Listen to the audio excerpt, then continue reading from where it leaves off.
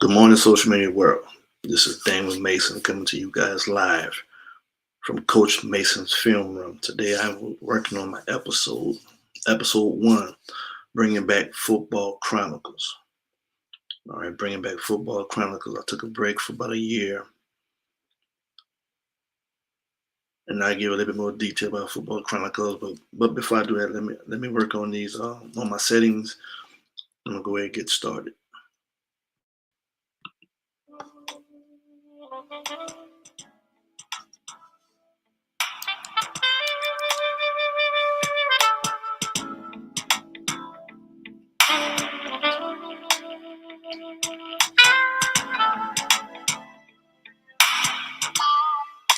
Really do hope everyone is having a blessed day.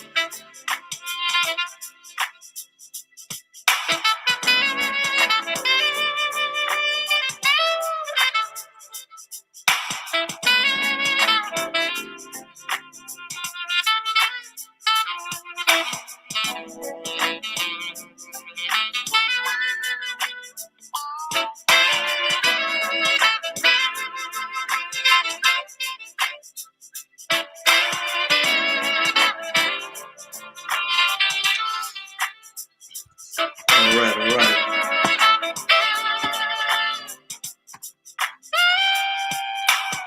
Almost done, guys.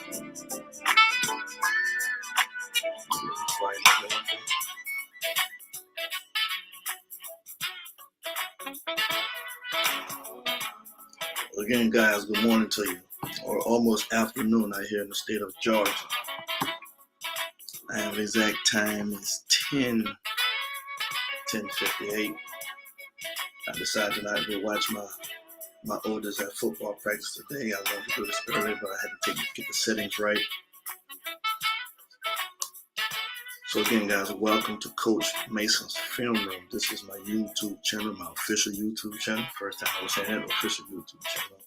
And I'm bringing back a title that I started, as I said, a year ago.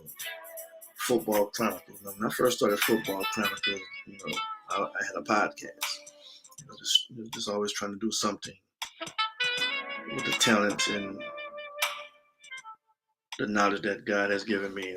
Football Chronicles, I decided to just reach out to a bunch of individuals that I knew had specific titles, and each individual was very gracious enough to have a one-on-one conversation with me during those episodes. So I took a break. I took a break from the podcast, and I I had been decided I wanted to do a video podcast. There are a lot of people who don't mind just listening to people talk. And there's some people who are more inclined to pay attention and listen with video. So always trying to elevate. So anyway, what I'm going to talk about with Football Chronicles today, I wanted to have my music in the background just a little bit more. It fell up on my heart, and I promise I won't be long. And I forgot exactly what I was doing, but when I made the post recently on social media, and yes, it's basically it's story time. That was a time in my life, and it's been more than one. But this particular time, I was very down. I was depressed. I had just completed probably one of the best. Well, I completed the best collegiate career that I could dream of. I'm not gonna compare myself to nobody else, and I was very, very pleased. And people was telling me I was gonna get drafted, and people in higher places, But my life has never been that easy. And actually, I remember exactly what was going on. I have a young man who was a part of my mentoring program. He is currently playing professional football right now. I won't say his name. And I'm trying my best not to say any names unless I absolutely have to. But if you know, you know. If you know these individuals, you know. If you know the story, you know the stories. But I was talking to the individual, and I just find myself encouraging him, checking on him, like I try to do as often as I can, but not too often. And then his mother shared with me some things, and she didn't share a lot, but basically she thanked me. She thanked me for just being there for her son. And of course, without me going into specific details, that was a blessing to hear, because as I share all the time, it just reminded me of my mother, how she felt about me. And I didn't have a lot of people to go to.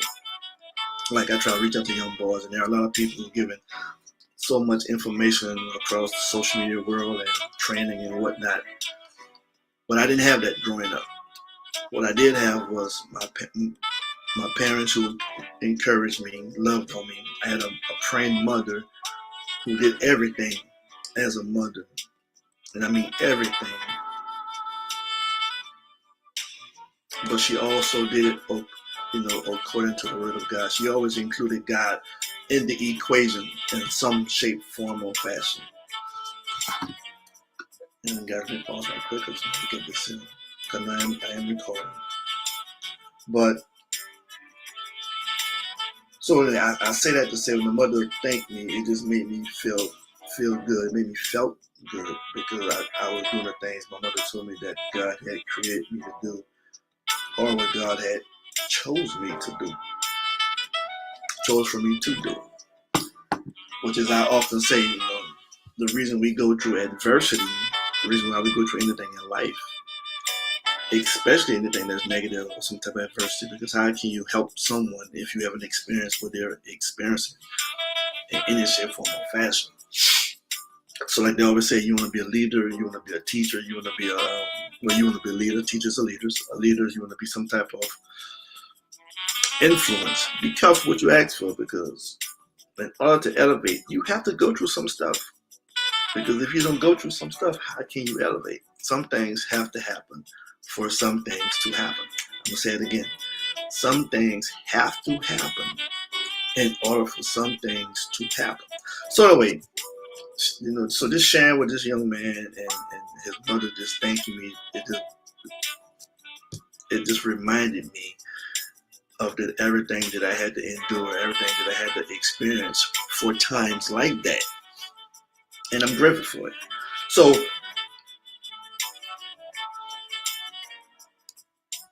with that in mind, I felt like it was time. I felt like it was time that I just want to share some things. I can't ever recall sharing a lot about my collegiate experience. I never always talk about how everything didn't always happen in a timely fashion in college or in my life. And I definitely haven't talked about the stuff that I experienced on professional levels during the football league. So anyway, that's what this is about. That's what episode 1 is about. I'm not gonna be no longer than 30 minutes, if that long. I'm trying my best not to be too long at all. But coming out of college, I just finished one of the best collegiate careers any kid could dream of. I was MVP of the independent conference. Of course, first team. You can't be MVP without being first team. I was MVP in the state of Louisiana. Of course, first team. I was third team on American Sports Writers Association. Um, and my number 9 jersey was also retired 3 or 4 months after my last football game.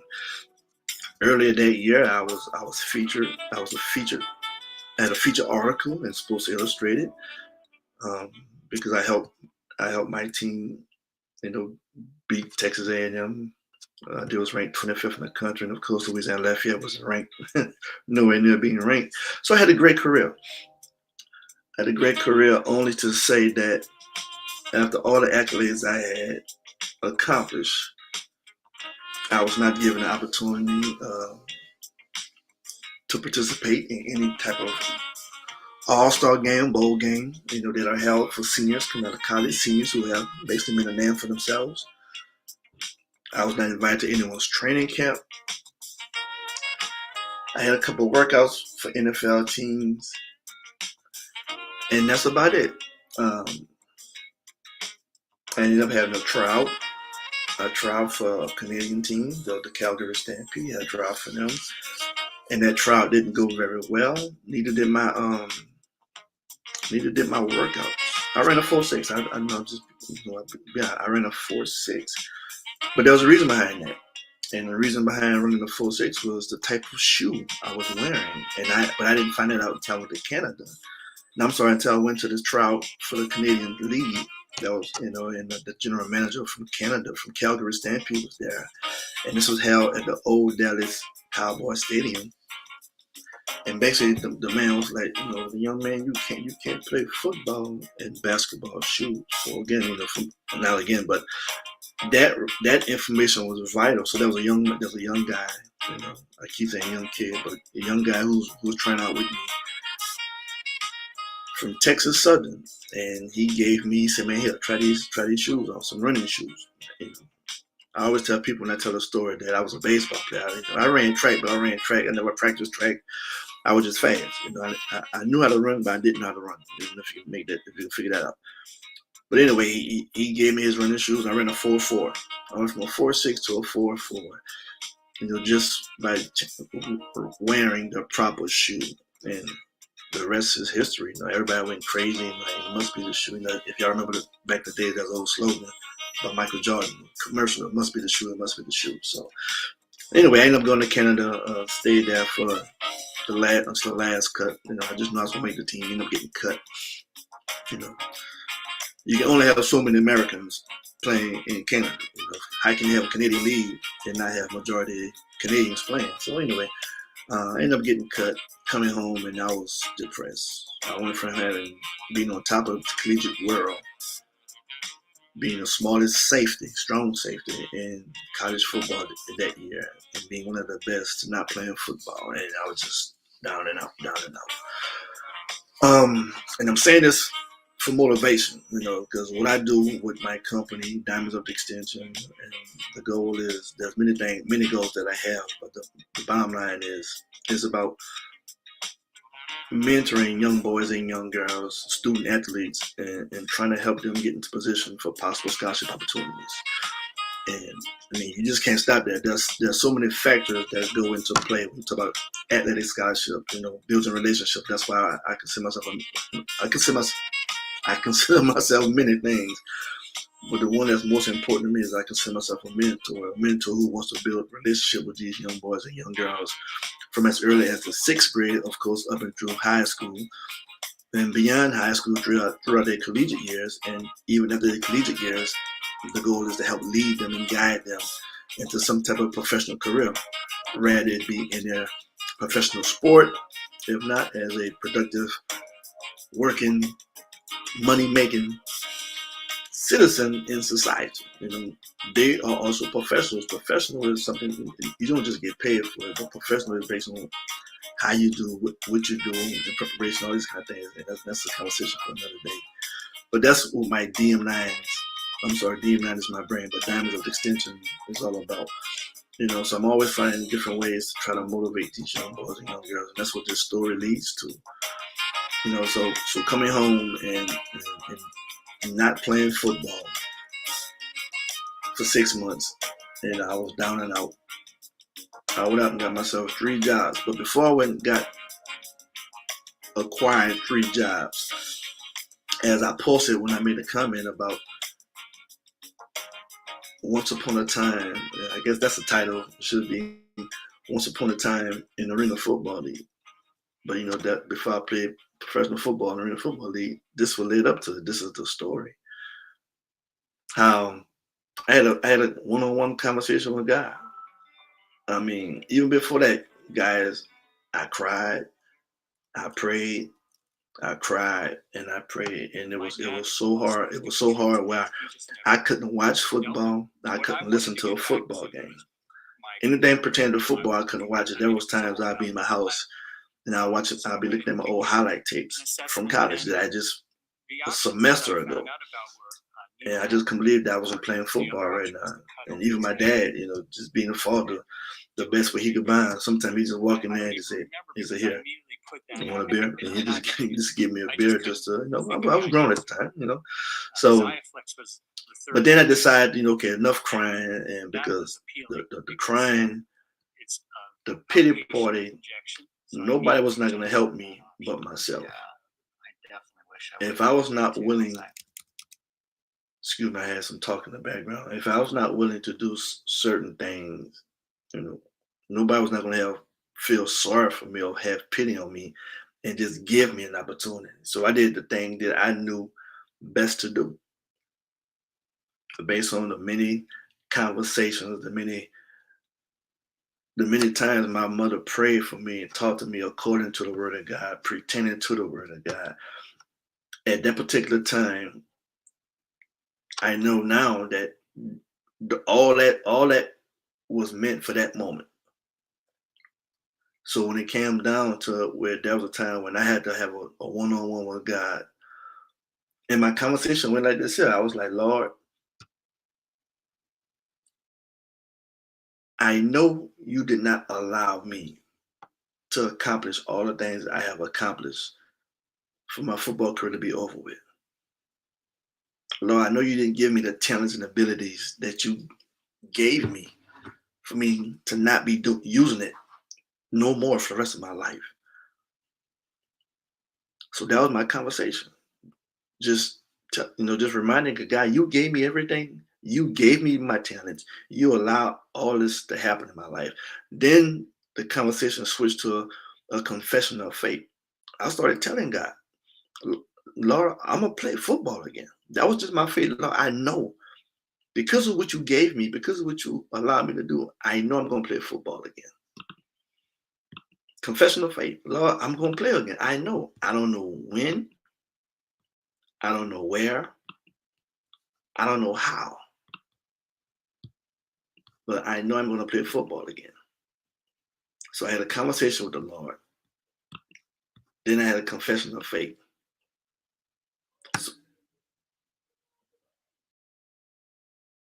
So once I did that, it was time to put my faith to work. And I'm telling you, I'm sharing this because this is the things that I was raised. These are the things I heard at church. These are things at some point in time I read for myself. And this is what any parent, good parent, godly parent should be teaching their children. Faith without work is dead. So then I remember telling the Lord, okay, guys. I remember telling myself, okay. I remember my mother always telling me, you know what? Sometimes God is just waiting for us to move. And if we take one step, he'll take as many as needed, as many as he wants to. So now, you know what? I'm going to start preparing. I'm going to start preparing as if I'm already a professional football player. So now, granted, remember, I already had 3 jobs. I secured myself 3 jobs because I didn't want to feel like less of a man, because I left school to go to Canada when the NFL didn't give me a chance, and I could not see myself just going back to my parents' house and not doing nothing and feeling sorry for myself. No, that's not how my parents raised me. That's not the kind of man my dad wanted me to be. Yes, I left school because I couldn't focus.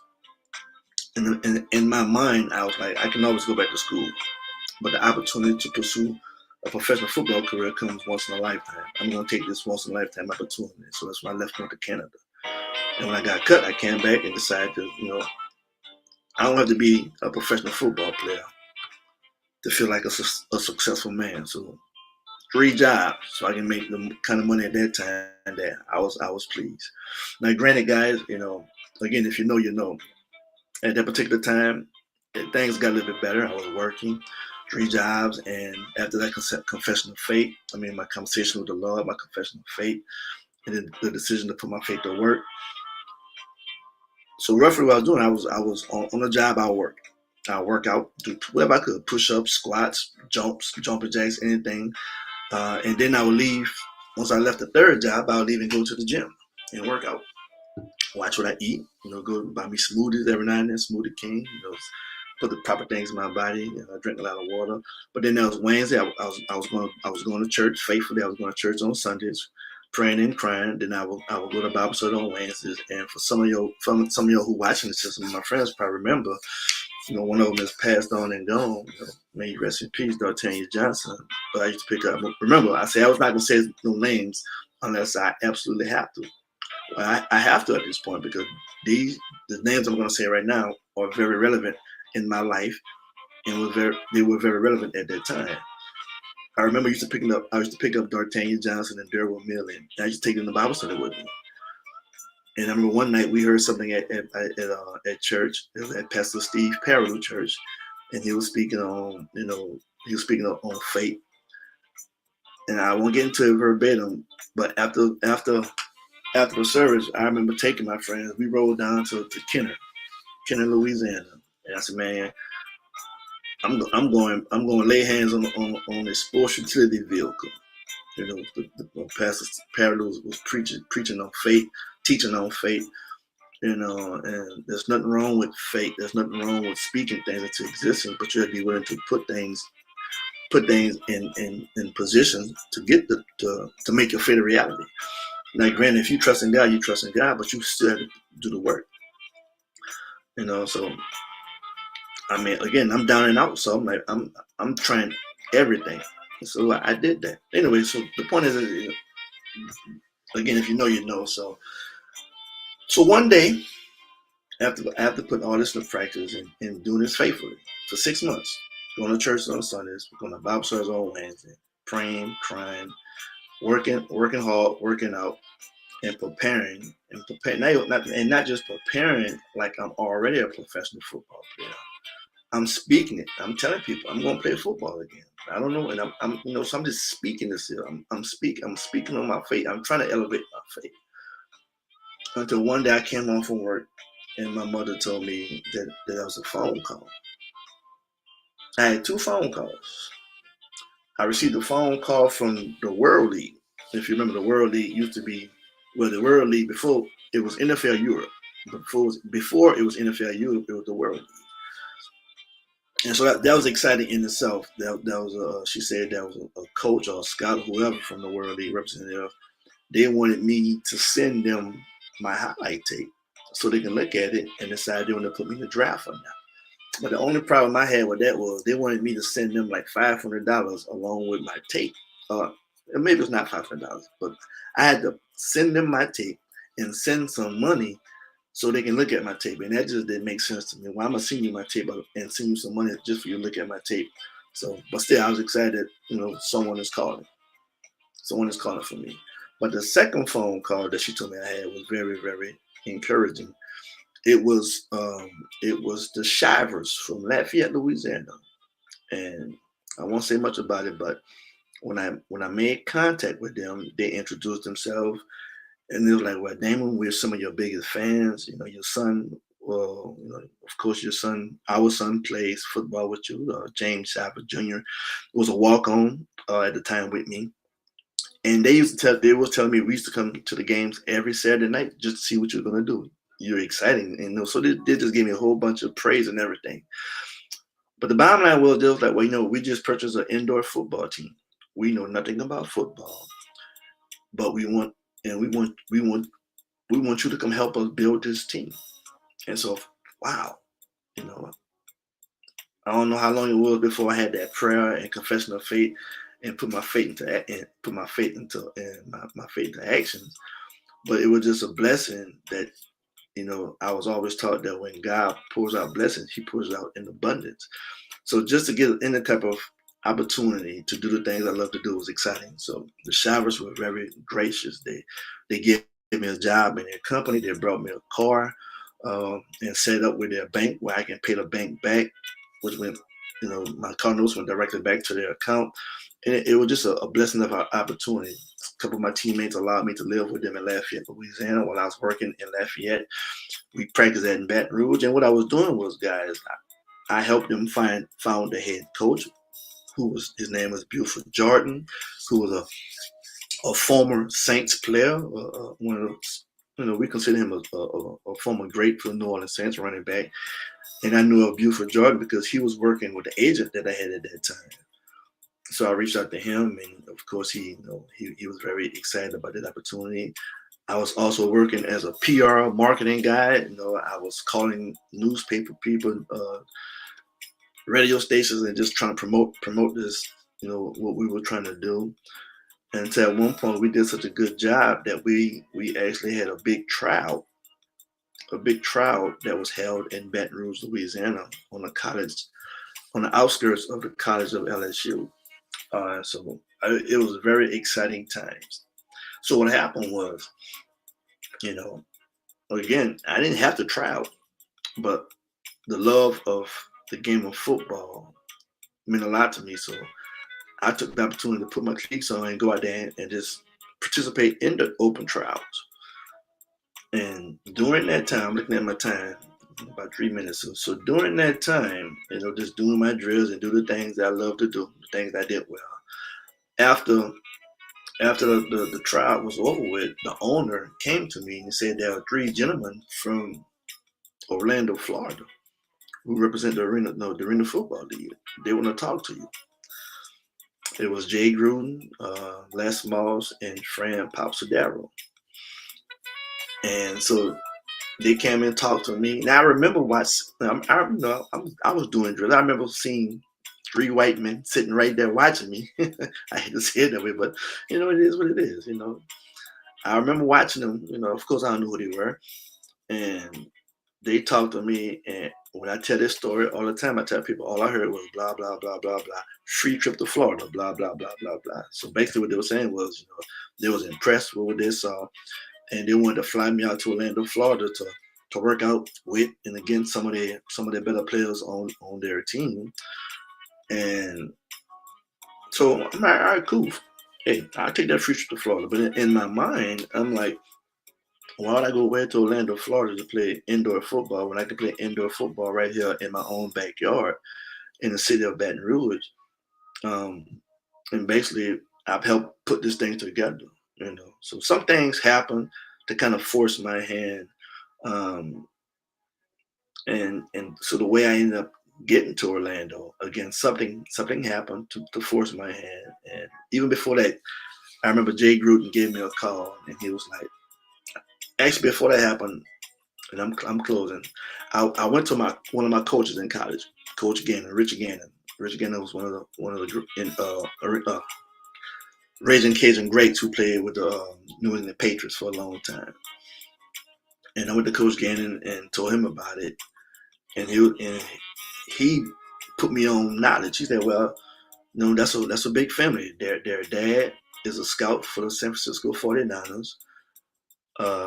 And Jay Gruden's brother, John Gruden, was actually up for the head coaching job with the Oakland Raiders at that time. So he telling me all this stuff. So he's like, I tell you what, I'm gonna put together your highlight tape and I'm gonna send it to Jay. All right, cool, appreciate it. So Jay was calling me at least once a week, just checking on me. And then one day he called me. He said, I got some bad news. I'm like, what's up, coach? He said, I just saw your highlight tape. He said, you have to come play for me. He said, you ain't even got to try out. Just tell me your jersey number you want, in your shoe size. And he said, we just finished looking at your highlight tape, and everybody here in the office was just like blown away. He said, you have to come play for me. So, I mean, again, that's a blessing in itself. So, again, certain things happened to force my hand, and I ended up going to Orlando, Florida. And I'm going to stop there. So, so the point of this first episode, guys, and again, for all the young boys and young girls who I speak with, and the parents who I speak to concerning their kids, everybody won't have to go through adversity. Every kid won't have an opportunity to have their pick of the litter. And even though I'm talking about